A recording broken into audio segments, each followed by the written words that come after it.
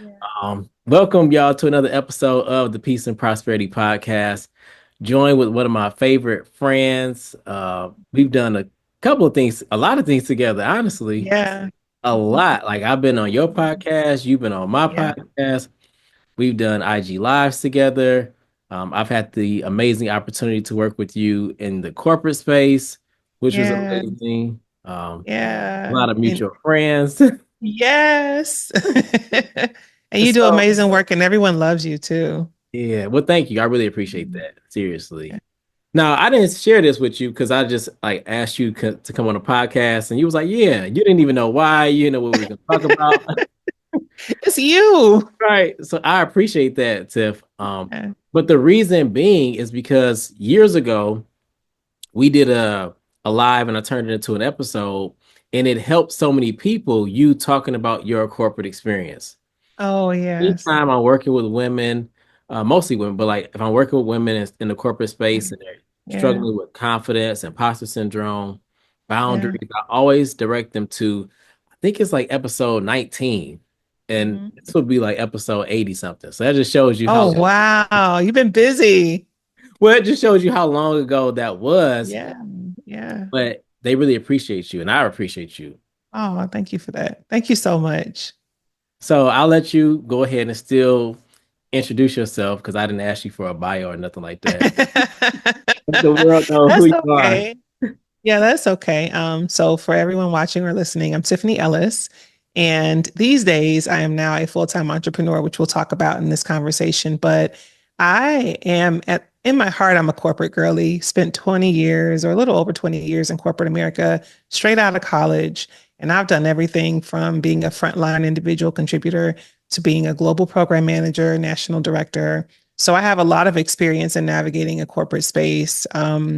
Especially for someone who comes from a family with nobody ever having been in corporate before. And I think that's pretty cool to say. Yeah. Um, Now I'm a juice enthusiast. I'm always talking about healing and helping people to live and feel their very best. And so I'm the proud founder of a cold pressed juice company that is intentionally inclusive. Mm. And I'm very proud of the product and all the things that we're building. Yeah, GN's Juices has been around. Like, what's the birthday? Yeah, so it's funny. I started it on paper. I started it in 2022, but I actually launched it January of 2023. And Okay. so, yeah, we're 2 years in now. Yeah. And the juices are good. I'm about to Thank start you. ordering some again. Thank you. Yeah, I love them so much. And for those of you who have never had a cold press juice, you want to start with us because it's just better raw with GN's cold press. But yeah, we take our time to create thoughtfully and intentionally crafted hand pressed juices, or not hand pressed because I use a machine, but they're handcrafted juices. And they're made for people who don't like vegetables so that we can help people increase their fresh fruit and vegetable intake and prevent metabolic conditions. I know some people, when you said that, like one of my best friends, he does not like vegetables or Yeah. fruit really. So like he was Yeah. like I saw him Yeah. juicing. I was like, man, I see you juicing. He was like, no, that's because I don't like to eat it. Like, so I have to get it in any way I can. Yeah, it's the best kept secret. And when I say we make juices for folks who don't like vegetables, veggie lovers laugh, right? But you'd be surprised that more than 50% of the people in this country don't like vegetables. Research actually shows it's around 57% of people don't like vegetables and actively avoid them when they're available. So Wow. we make them enjoyable and we actually change people's perceptions of beets and carrots and leafy greens and all the things because we do such a good job at blending our juices. Yeah, and they're good. So I want Thank you. to back up a little bit because you Yeah. have a lot of experience in corporate, and then we'll talk about the entrepreneurship world. Can you walk Yeah. us through like just like what were some of the positions you had? Like what was your journey like in corporate? Yeah. So it's interesting because I've been posting about, so we know all the things happening in DEI right now, which I'm not sure if we'll talk about that at some point. Hmm. But one of the things I always lead with in conversations on social media when people are posting about Target is, they were the first ones to recruit me straight out of college. And I remember them vividly coming on campus at FAMU to recruit me for their leadership program. So that was my first role straight out of school. Then I pivoted and ended up in another leadership program, I think with Enterprise, management trainee.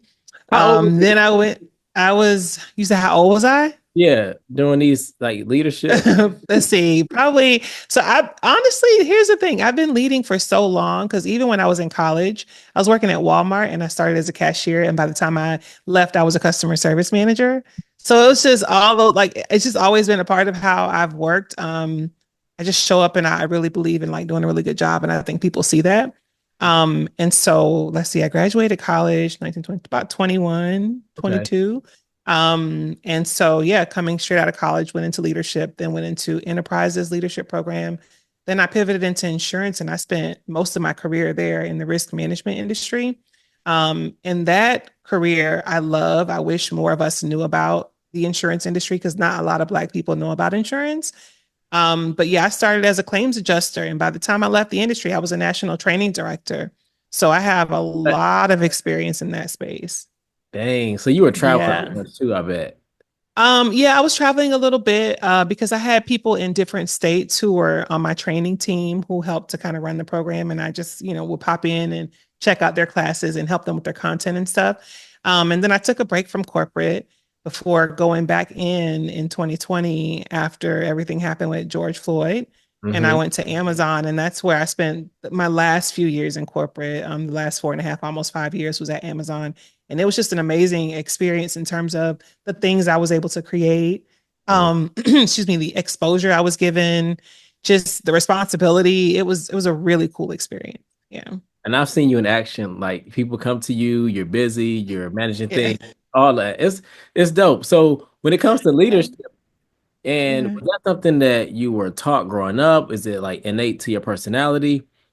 How did that You come know, about? it's a good question, Jason. This is what I'm starting to learn. I feel like some of us just have that thing in us, that just it's a part of who we are and it just needs to be harnessed and cultivated and you have to hone in on the skill to make it something that you can actually use, right? Mhm. So, when I think about growing up, I'm the little girl that always wanted to raise my hand. I always wanted to answer the question. I always wanted to lead the line. I always wanted to be the security guard, the little patrol. Always wanted to be in this, like, I just always wanted to be that kid. Yeah. I would often get in trouble for speaking so much because I just love to speak up. Mm. And I would do my homework quick. I wanted to do good. I wanted to get A's. And so like when I take a retrospective look at my life, I realized like this has kind of always been in me. And Mm. so when I first started working in corporate, what was hard was I didn't know how to navigate corporate America because nobody I knew ever worked in corporate before. And it's if you don't know what you're doing, you won't succeed, you won't last, right?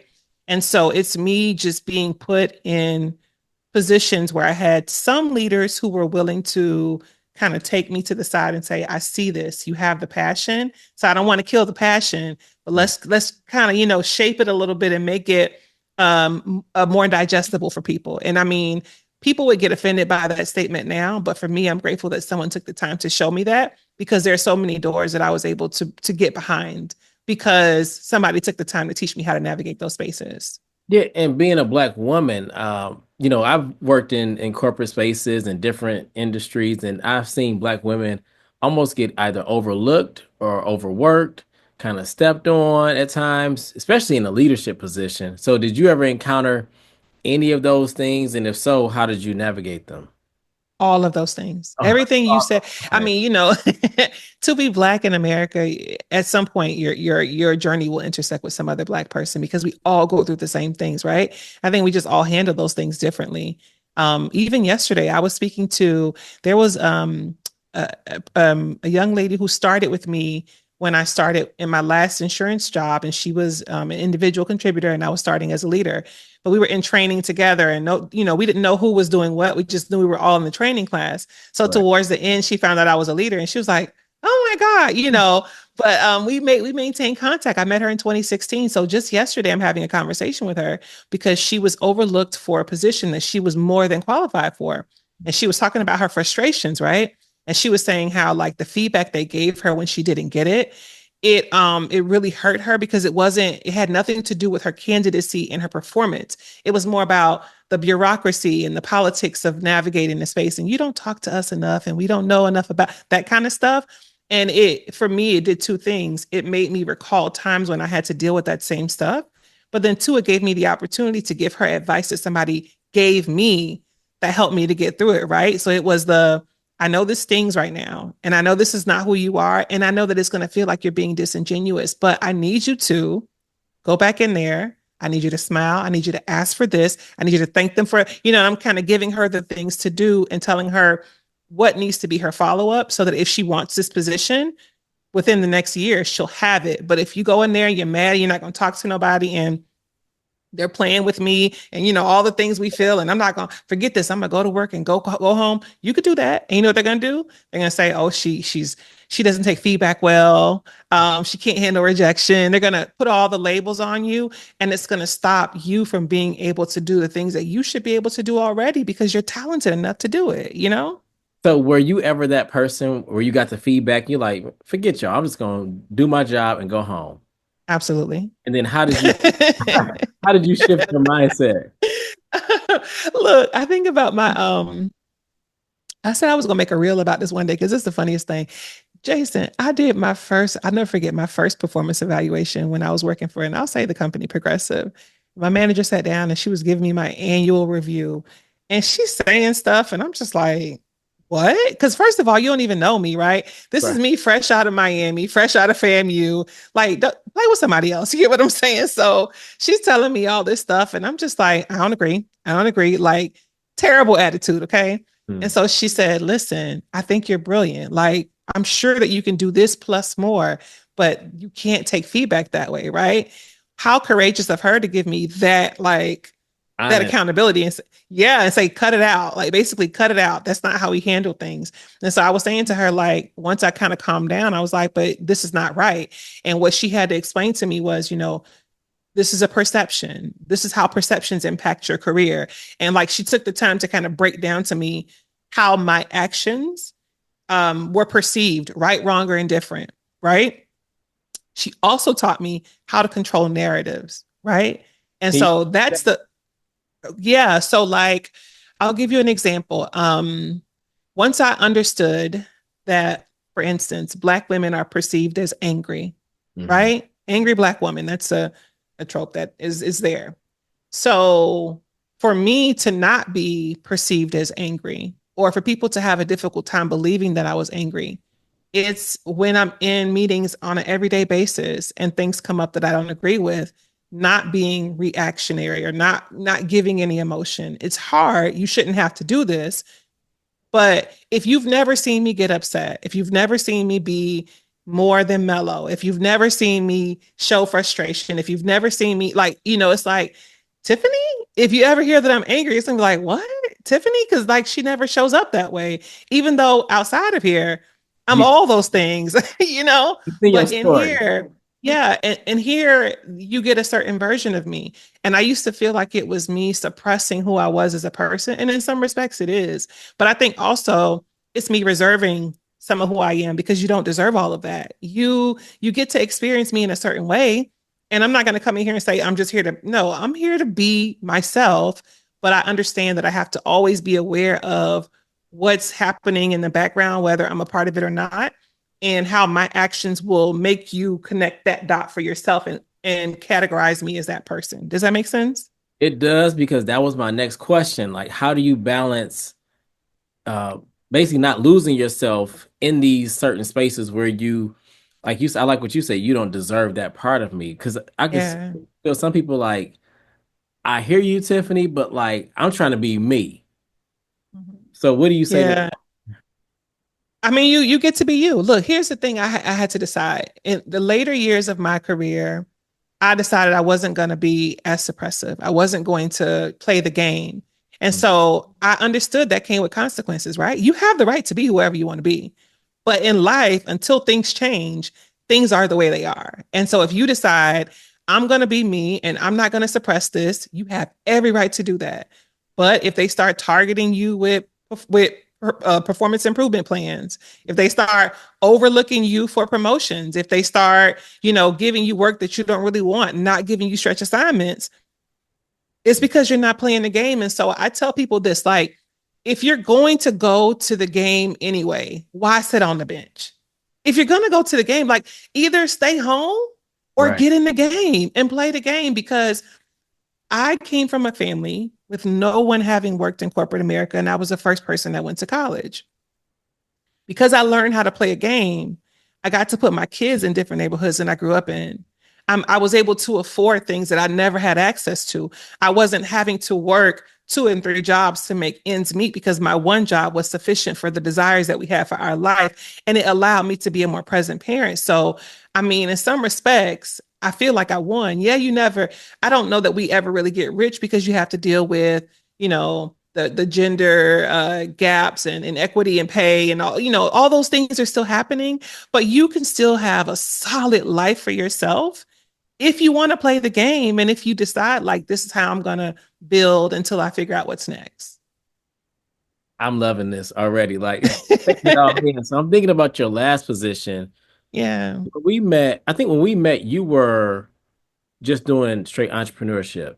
And then at some point, you were about to go back into corporate, like shortly after we Okay, met. so yes, if I met you, then I met you when I was living in Tampa because when what happened was my husband's career took us from Atlanta to Dallas to Tampa back to Atlanta. So for me, it was difficult with the job thing because his job was moving him and I was having to find new jobs and all of that. And then my son was having a difficult time because he was in middle school. So his sixth, seventh, eighth grade year, he attended 5 different schools, right?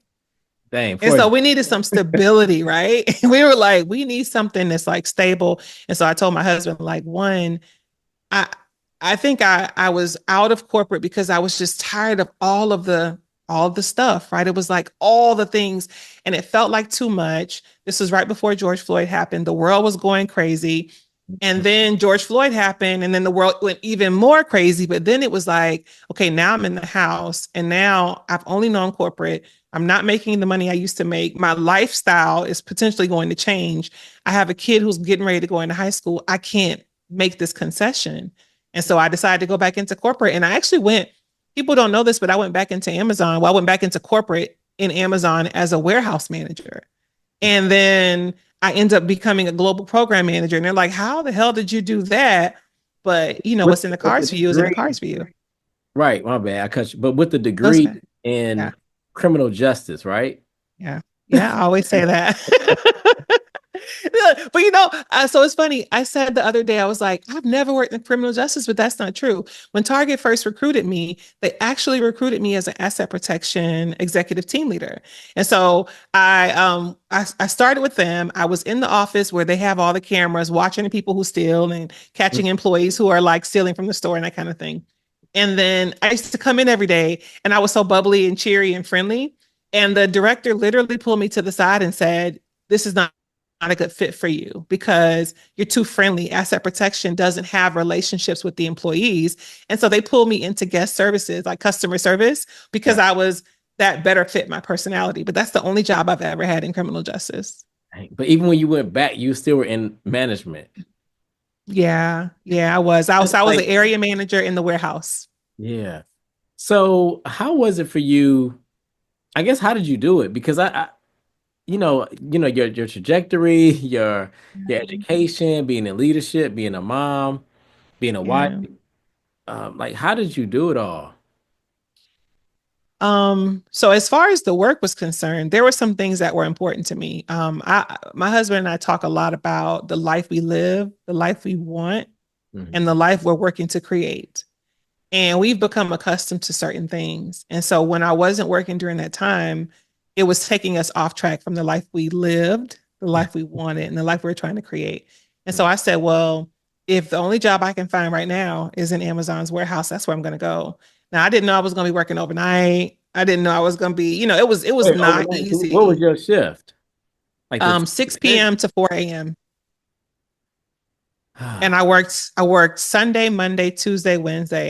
Had Friday, Saturday, Sunday, but Sunday, Monday, Tuesday, Wednesday, and then I had Thursday, Friday, Saturday off from work. But I would literally those 4 days you wouldn't see me because I would get off of work, I would sleep until 3, get up and eat, take a shower, and go back to work again. And so from my son's freshman year of high school, my husband held it down. I couldn't tell you how he was doing, barely saw them, didn't cook. It was horrible. And I finally told my job, like, I'm sorry, but I'm just not at a point in my career. Because what really made me realize I had to set a boundary was I went there, I was doing good again. Mhm. And then they approached me and said, hey, so I know we want to move you up to an operations manager, which is a level 6. I was level 5. And they said, and this is a few months into me being, maybe like 8 months into me being at the warehouse. They said, but we want you to start to run the sunrise sort, which started at 3 o'clock in the morning. You'll be the only leader in the building, 3 o'clock in the morning until the other leaders came in around 8 or 9. And I was like, yeah, no, I can't do that. This is already hard. 3 o'clock in the morning means I'll be going to bed early in the evening. So I still wouldn't see my family and I wouldn't be getting any quality sleep. And so they basically told me, like, by saying no, that I was pretty much saying I didn't want to move up. They didn't say those words, but they pretty much said that. And I had a colleague who wanted to move up and she's single and she was like, I'll do it. So I said, hey, can you consider this person instead? They are interested in the opportunity. But I knew then, okay, that's it. You're not going to move up here. So find another role in the company because this is not going to, but when you work in corporate long enough, you understand how to do that. So once I knew that I told them no, then I had to start looking for internal roles to get me out of that department so I could pivot and then continue to grow my career. Yeah, because they like, look, you're an asset. We trying to keep pushing you up, but you saw that pushing you up was taking you away from your family, the life you live, the life you want to create. Yeah. Yeah. Yeah, and I couldn't really like, and so the funny thing is I wanted to be present. I just couldn't. As a mom, as a wife, I couldn't show up. As a friend, I couldn't show up. And I felt like a part of me was missing. And even when it came to exercise, and I exercise regularly, I wasn't going to the gym. Yeah, I was in a physical role, so it was okay. But I still wanted to be able to show up as my personal best. And it just wasn't allowing me to be that person. So I told myself, like, look for a different position, insurance. And it's funny because I didn't even know Amazon had an insurance department. They were actually kind of just starting it. Okay. But when I sent them my resume, they're like, what are you doing in operations? So then it was like I went through the interview process and came over to the corporate side, and it was just that was it from there. So you were only in that warehouse for like what, like a year or Maybe so? like a year. Right. Yeah, just under a year. And then I moved to the corporate side, found myself in insurance again.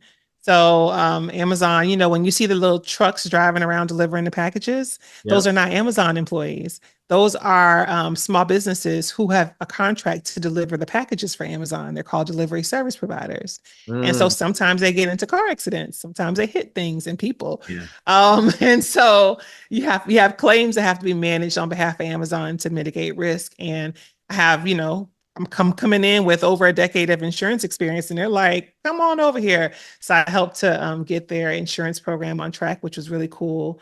And then yeah, I just continued to move around because once I started working in that space, then I had some time because when I was working overnight, didn't have time to join employee resource groups. I didn't have time for anything. Once I Mm. got in corporate, I started networking, joining different things, and that's when people started to know my name. And then I started getting tapped, like, "Hey, this person has Mm. a role. Can you apply for it? This person has a role," that kind of thing. So So how, dang, okay. I got a couple of questions.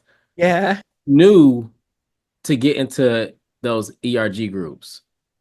How did I know to do it? Now, how did you know? Like, because some people don't even know that's important. And it sounds like once you did that, it like opened up your opportunities. Yeah, so here's the thing. When you're working in corporate America, the one thing I will tell you is a lot of people have the idea in their head, I'm just going to work and go home. That Mhm. is the biggest mistake you can make because nobody can talk about someone they don't know. No one can do it, right? You can't tell a person about a restaurant you never been to or never heard of. People have to know you. And if you're at work working hard with your head down all the time, then yeah, your work is getting done, but no one knows who you are. So when you go up for the opportunity, hey, and the other thing is, some people know this, but most companies have what they call like it might be called something different, but it's all the same version of a process. It's a calibration process. And that's where every year all the leaders get together in the building and they'll talk about all the individual contributors, right? And Mhm. so the more leaders who know your name, when someone says Jason Phillips in the room, they'll say, "Oh yeah, I talked to Jason. Jason did this. Oh yeah, he's on this thing." And then you have more people vying for your performance and saying Jason's an asset. Let's rate him higher versus I don't know who Jason is or Who's Jason. that? How long Yeah. has he worked here? And Yeah. so that I started to hear about it when I would be in these different calibration sessions as a leader. Because understand too, not a lot of Black people get into leadership in corporate, right? No. So I'm one of most of the times I was one of few sitting in these rooms behind the scenes, hearing these conversations and figuring out because being from Miami, I know how to read the room, right? So I'm peeping everything that's happening. I'm like, okay, so this person has influence. This person talks to this person, they're friends. If they agree, like I'm figuring all this out. And so I get to take all that back to my team and I'll say, listen, you need to go talk to this person. You need to join this thing. You need to do that. And that's how I kind of learned to be a part of these different things. And then to, I'm just that extra person. I like to do the extra things. I like to, if you're planning a birthday celebration for an employee, count me in. If we're having a team event, count me in. That's my area where I thrive. And you've seen that with me hosting events.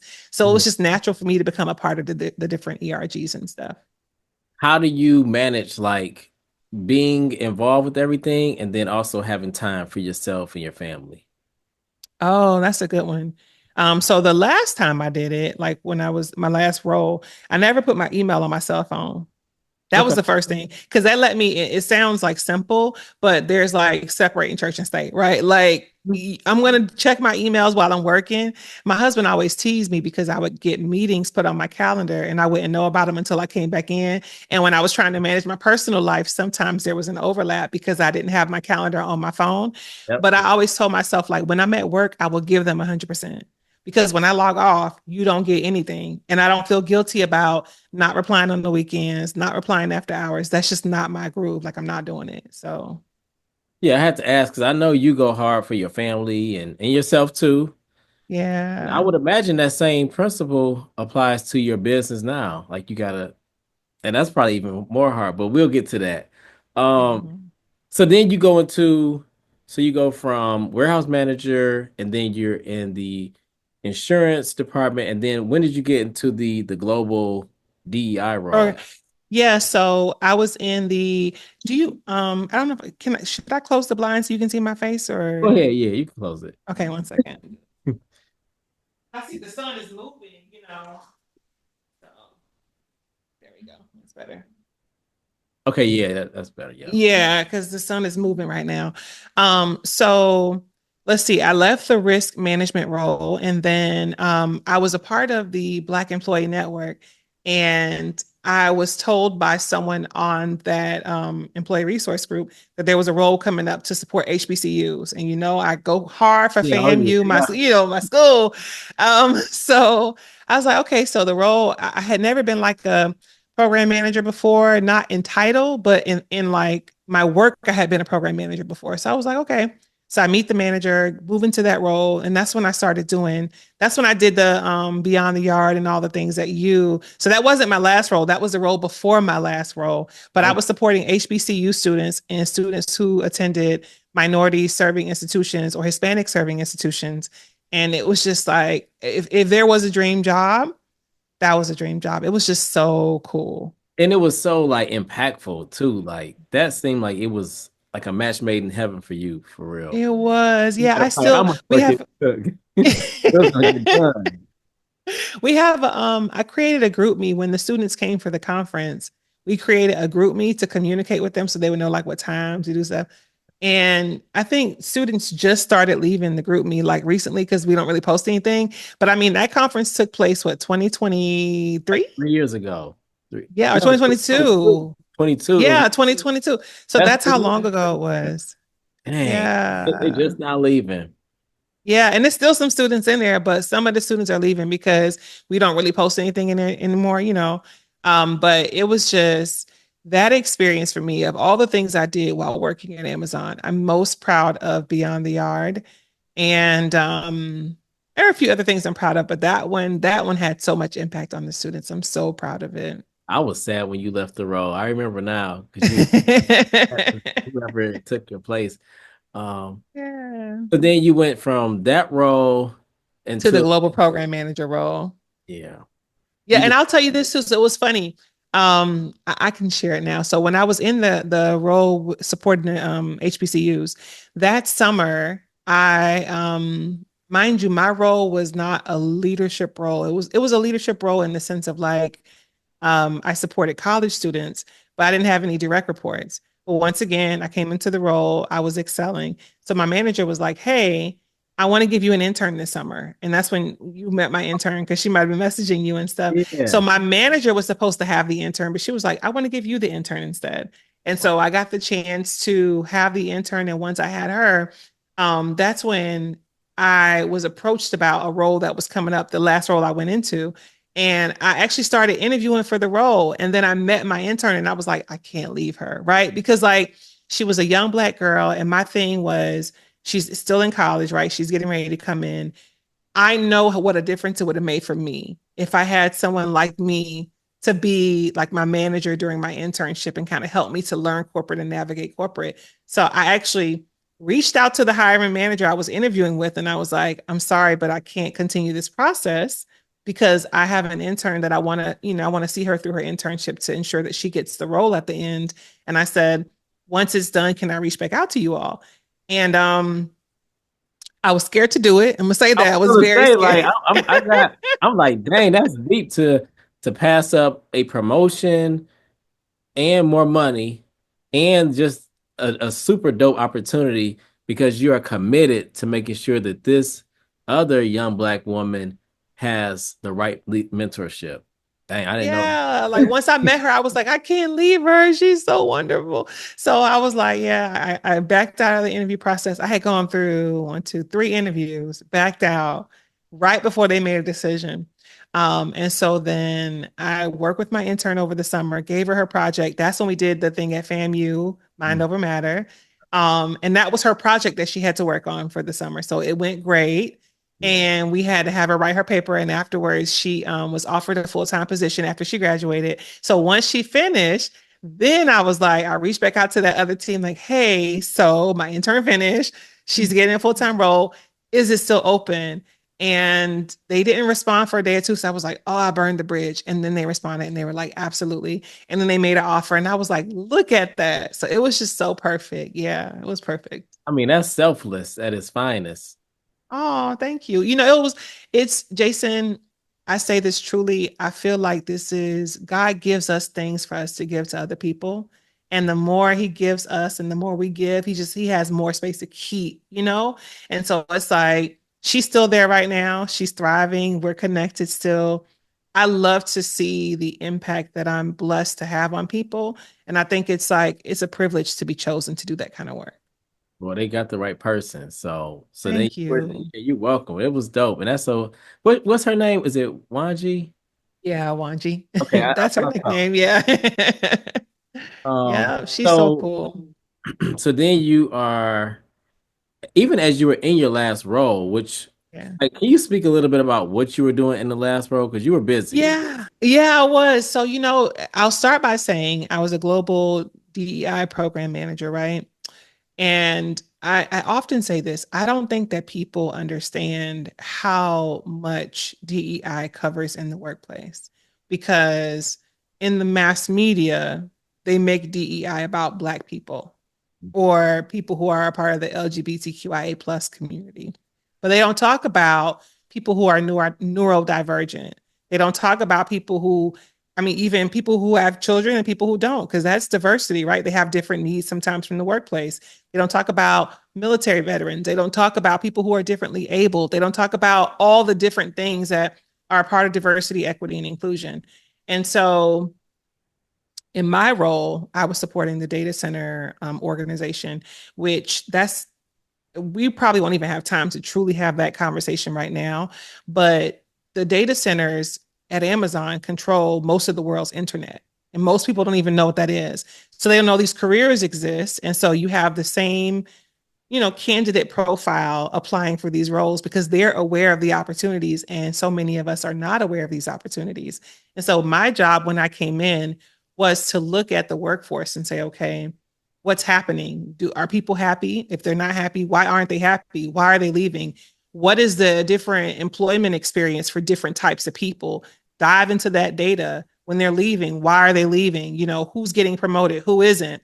Who's getting put on performance plans, who isn't. So I'm in the data constantly assessing how to make this workplace experience the same for everyone. And that's basically the work that I was doing. A lot of it was confidential stuff because I'm looking at, data and I'm looking at like important stories, but I'm also the voice in the room that says, hey, this is not equitable. This manager has this many people on performance plan, and they happen to have these same characteristics. And these people keep getting promoted and they start at the same time. Was it like I'm having those conversations? You get what I'm saying?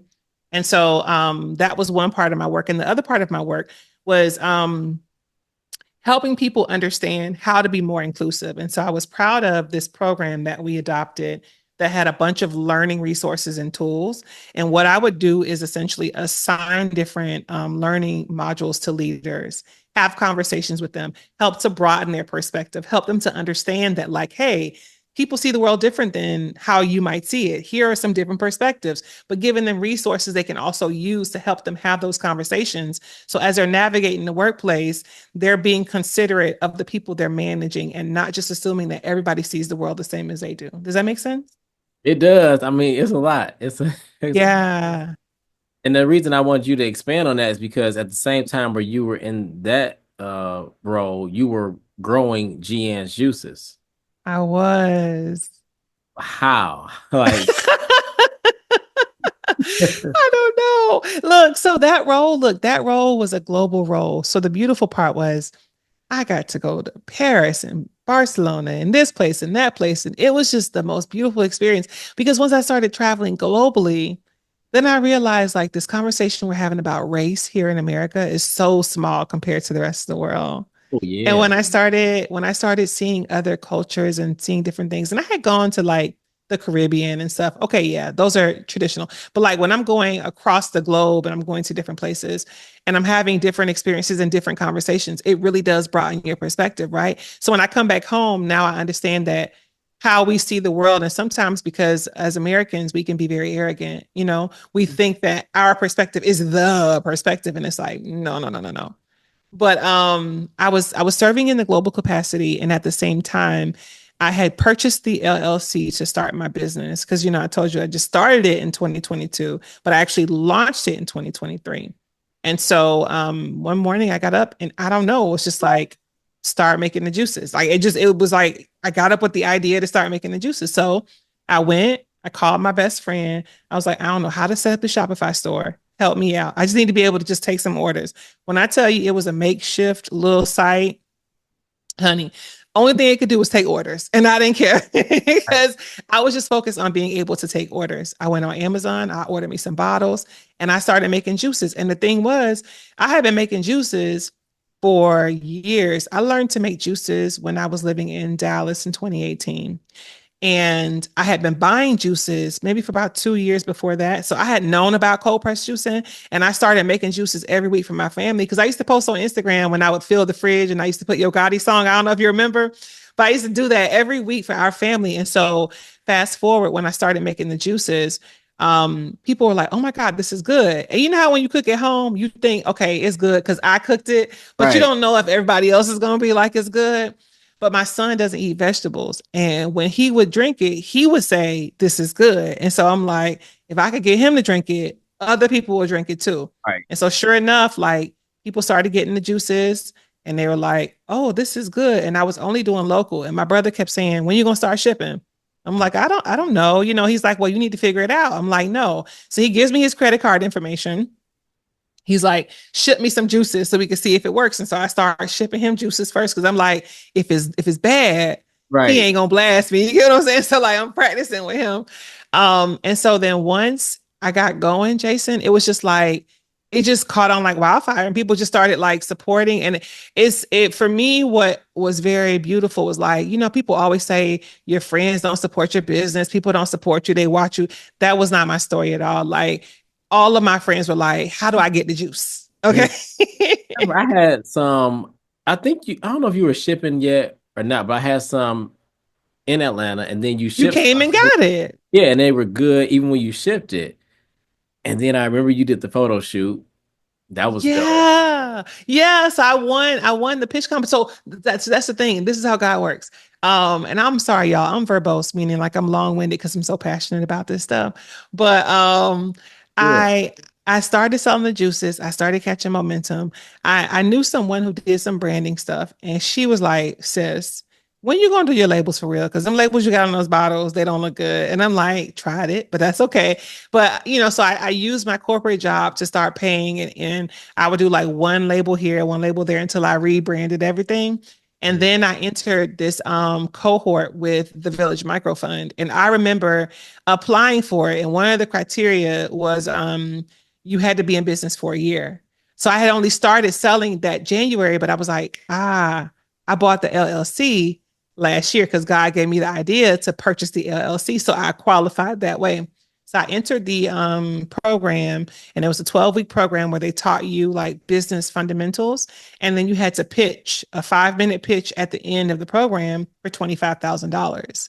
You And so won. I was up Oh, my one, bad. and I was up against, but when I say businesses, like much respect to, there were people I was competing against who have been in business longer. Their businesses are dope. Like I'm gonna be honest, I knew my juices were good, but I didn't feel like, there were times when I questioned, like, okay, Tiff, your stuff is good, but you're not really like $25,000 good. You know what I'm saying? Like that's what I was telling myself. But even in that program, I came to class every week. I showed up. I participated. I can't stress y'all. If I don't tell you nothing else, when you show up, show up. If you're gonna go to the game, don't sit on the bench. Get on the court, right? So I would come to class. I didn't feel like it, but I'm still going to speak to everybody. I'm going to answer questions. I'm going to be engaged. If you give me a homework assignment, I'm going to make sure I do it. Like that's how I operate. And so I think part of the pitch competition was my pitch, but I do think part of the pitch competition was how did I show up this whole 12-week time frame? You get what I'm saying? For the same And corporate, um, same skills you use in corporate, they helped you even in entrepreneurship. same skills. And I was literally, when I was doing my job, I would fly. Like one time I flew to Paris for work and was there for like a week. And I saw them orders coming through on my phone. And I'm happy when y'all order. I swear I am. But I ain't gonna lie. When I fly overseas and I see them orders coming through, I'm like, oh God, I got a juice when I get home. Cause you just want to sleep. Right, But right. but those are the moments when you show up in those moments when you don't feel like it. And we've all heard everybody say this, right? Like success is about consistency. It's about showing up when you don't want to, about doing the things you don't want to do. That's always the message. And so I was still like, get off the plane. I'll sleep. I'll be jet lagged, and I'm gonna take myself to the farmer's market, and I'm gonna make y'all's juices tired as hell because I wanted to make sure that you got what you ordered. Yeah. I gotta ask a question. Like, tell us about a time where it was like super stressful balancing both juicing and corporate? And did you ever pull an all-nighter? Yes, I've pulled several. The last all nighter, the very first all nighter I pulled, I remember I was doing a vending event. It was like a day party outside, like brunchella, right? And it was my very first time vending for anything because I had not been in business before. So I didn't know like what to make. I didn't know how much to make. I didn't know. And I only had two juicers at the time. And so when you make cold pressed juices, it's slow. Like the time is the time. You can't make it go faster. That's why it costs so much because it is what it is. And so I think I made like 200 juices with two juicers. And if you understand the time it takes to purchase the produce, clean the produce, cut the produce, do all the things, me and my husband, he's such a trooper. When I tell you I love this man so bad, he's not gonna let me stay out by myself. So when Right. I'm sleep deprived, he's Being sleep there with deprived too. you. Which is why when I tell you I don't play around, like I'm not lowering no prices, I ain't no, because we work hard over here, right? But yeah, he stayed up with me that whole night. We finished at 5:30 in the morning and had to be up at like 8 to go out there to vend outside all day. But I've done that so many times because working in corporate, I would get off work on Friday, go to the farmer's market, pray that they have the produce. Because let's talk about that. When you're buying real ingredients, sometimes it ain't really always available. So then I'm driving around to multiple stores trying to find stuff. It's not easy. It's not easy, but I love it so much that I couldn't see myself doing it any other way. And I'm grateful for the day. Speaking it into existence. I'm grateful for the day that I will have like reliable vendors, scheduled contracts that can come deliver things, and I ain't got to drive around because right now she's not there and she drives around every week to get all of your produce. So It's yeah, coming because but by the time I came to your house, you had about 5 or 6 juices or like juice. yeah, You had a bunch. Like your yeah, yeah. I have five now. Yeah. Dang. Yeah, and I want a commercial one. It's like $15,000. And I'm in a shared kitchen now. So I'm like, well, I won't be able to get a commercial juicer just yet because I don't want anybody using my stuff. But when I get to the point where I can afford to have my own kitchen, then I'll try to get a commercial juicer. Yeah. I mean, it's coming. It's definitely coming. Thank you so much. So I want to also talk about, so when I asked you to come on the podcast, I think you were still at Amazon. I was, yeah. Oh, so over the past couple of months, you're not at Amazon. You're just full-time entrepreneurship. What Yeah. was that like for you emotionally? How are you recovering? How are you doing? I'm still dealing with that. I'll be honest. So here's what I'll say. I'm very grateful for the way that it happened because I hear a lot of people losing their jobs and it's not like how I lost my job, you know? They came to us and they basically said, your role is being eliminated. This is in September. So they're like, your role is being eliminated in December. As of today, you don't have to do any more work for the company. Spend this time looking for another role within the company. You've done great work. If you want to stay, you have our blessings. If you don't find anything or you decide you want to leave, then after December, you'll receive a severance. And it was a gracious severance. It was like a base pay of 4 weeks, no matter what. And then you got an extra week for every 6 months you did. And I've been with the company almost 5 years. So yeah, I was like, okay, well, that's a few months extra pay on top of the pay because this is September. So I literally closed my laptop in September and I thought I was going to look for other jobs in the company, but something in me was like, no, no, that's it. It's done. Much like the feeling I got when they told me to start making the juices. So Right. I was like, okay. So I closed the computer and I didn't open the computer back up. Eventually I posted on LinkedIn, like, hey, my role was eliminated, blah, blah, blah. And people were so kind. They're like, oh, no, no, no. They're DMing me. I got roles in my department. Reach out to me. And I wanted to say, yeah, but something in me was just like, no, no, no. And so what I know in my head, Jason, I know in my head that like I look at my company and I look at other juice companies around me, and this is no shade to anyone at all. But like I'm like, wow, the brand that I've built, the product I have, the marketing expertise I have, the skills I've acquired from all these corporate positions, I know intellectually, I have everything I need to be successful. Right now, it's about my mindset. And Mhm. so, what this process has to do for me, if I'm going to be successful, because that's the part, is I have to cultivate the work ethic. I have to get out of the way I've been operating. Because when you operate in corporate, it's not very easy, but it's much easier to get up, know you got to go to work. They lay out the work for you, you do the work, and you get paid.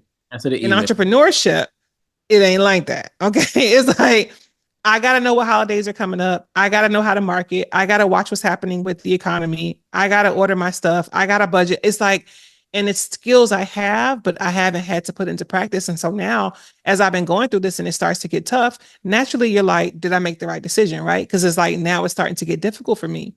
And I'm honest, like I put on LinkedIn last week, open to work. I want to go back to work. I miss the world I had where I could do my work and come home and juice on the weekends. I knew it. I understood it. It was easy. Like I get it. I don't know if that's what God has. And I told my husband, I said, the part of me that gets sad sometimes is like, I think God means for me to be like in this business and there ain't no way to run from this. I'm going to have to go through it. But I mean, like I'm open to whatever the journey brings. And at this point, I'm just saying to myself, like, if it's corporate, it's corporate. If it's entrepreneurship, I'm going to show up. But right now, I'm going to focus on getting my mind right so I can show up the way I need to so I can continue to be the person I've always been in my life, you know? Love it, love it. What's helping you the most with your mindset right now? Accountability. Here's something I learned, right? And I had to face this, Jason. I thought she thought she was spectacular, and I am sometimes, but there are times I am not. Okay. And it's like I realized one, I'm a leaky bucket where like if you can imagine a leaky bucket, like you put water in and it's holes in it, so it's coming out, right? And so what's happening with me is like, okay, yeah, you're smart. Yeah, you're creative. Yeah, you're this, you're that. And when people tell you those things, you're like, yeah, I know. And you have those conversations and you waste time. You wasting time. You're wasting people's time seeking validation you don't need. What you need to be talking about is how you're going to do the things you got to do, right? You got to be growing your mind. And so I'm holding myself accountable. Like each week, I'm just trying to be better than I was last week. So if I posted 2 times last week, maybe I'm going to think about a different way to post and post 3 times this week. If I read one article, maybe I'm going to try to read two. I'm just trying to like figure out what needs to be the pattern. If I didn't send emails like last year, I never really did any email marketing, but I understand that's very effective for businesses. Mhm. I'm trying to start showing up by email. I'm putting myself out there more when it comes to vending. I'm talking more because that's my gift. I know that I'm gifted to speak. And so I'm just trying to make myself do the things that feel uncomfortable until I can create a routine that can replace the routine I lost from working in corporate America so I can show up in the business. Does that make sense? A lot of sense. Yeah. I mean, from accountability to it's like a corporate, the way I hear it, it's almost like a corporate mindset because like if you can make 10,000 in a week in corporate, they're like, all right, you've been making 10,000. Now we want you to make 12. Next Yeah. month, 14. Like they always have that push mindset. And I hear you for your business, you're gonna be doing the same thing. Yeah, I'm looking at like on LinkedIn. I never used to be on LinkedIn. I'm on there now. And so one of the KPIs I set for myself is okay, grow the GN's Cold Press LinkedIn page, right? Because it started with zero. So in a few weeks, I'm at 60 followers. To me, that's good, right? I'm saying to myself, okay, you got TikTok, you got 47K. Can you get to 50? So now it's like trying, so I'm setting those things because for me, what I'm learning is like, it's about people knowing about the work. I talked about that, right? If you know who I am, you know what I do, you know where to find me. And so in the moments when it gets difficult, you don't feel encouraged to talk. You don't feel encouraged to post. You don't feel encouraged to be outside because you're trying to manage your emotions. But that's the time when you got to get out there so folks know who you are so they can come looking for you.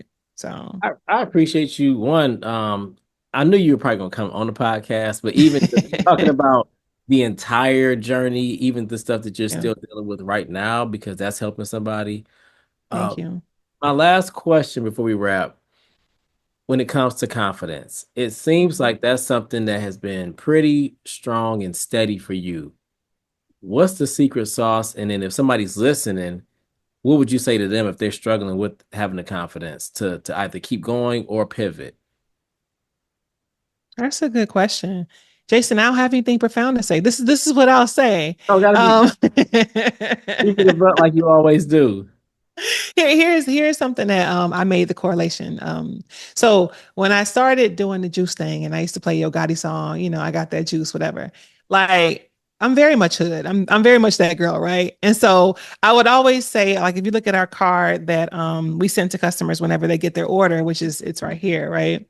On Yeah. this card, it says you were born with the juice, and it has its own flavor made with your ingredients. Never be afraid to give the world a taste. So if you think about what I just said throughout the course of this interview, what you heard me say is I'm showing up as the same little kid who was talking too much in class, who always wanted to get it right, who was answering the questions. This was the juice that was always a part of who I am. I think sometimes we look at other people doing what they do and we try to emulate that and we don't live in our truth. That's not our flavor, right? What's your flavor? So the confidence comes from understanding what your ingredients are and how you want people to experience that taste, that flavor, right? And if you're too spicy, where do you need to sweeten it up? If you're too sweet, where you need to add a little bit of like figuring out, but understand your ingredients. And you can only do that by taking the time to yourself, by yourself, being introspective, being real, holding yourself accountable to who you are, and then deciding what you want from your life, what life you want to live, what life you want to create, and what work you're willing to do. And that's what you got to do. That's it. I gotta ask you, where can people follow you? And where can they buy GN's juices? Thank you so much for that question. Of course. Of course. I show up. I've been showing up a lot on LinkedIn, y'all. So if you, I'm trying to figure out like the healthy balance because I'm not gonna lie, I don't be telling y'all all the corporate stuff on LinkedIn because like a lot of corporate professionals and I don't want people perceiving me a way that I'm not because they're just getting a glimpse of a post. But if you want to follow some of my corporate work, I'm Tiffany Ellis on LinkedIn. If you want to follow me on TikTok or Instagram, my personal page is Tiffany Speaks. So Tiffan underscore E underscore speaks. And then my juice page is GN's Juices, and you can order juices at gnsjuices.com. So that's GANNSJUICES.com. And yes, we do ship. And yes, we do deliver. But then the close Atlanta, if you're too far out, you somewhere, far, and we won't charge you a delivery fee. We'll get you your juices though. Man, Yeah. I appreciate you. This is good. I definitely be having you back. Thank you so much, Jason. Keep Yeah, doing your thing too, because you're so amazing. I really mean that. I appreciate it. This is Yeah. good. Dang.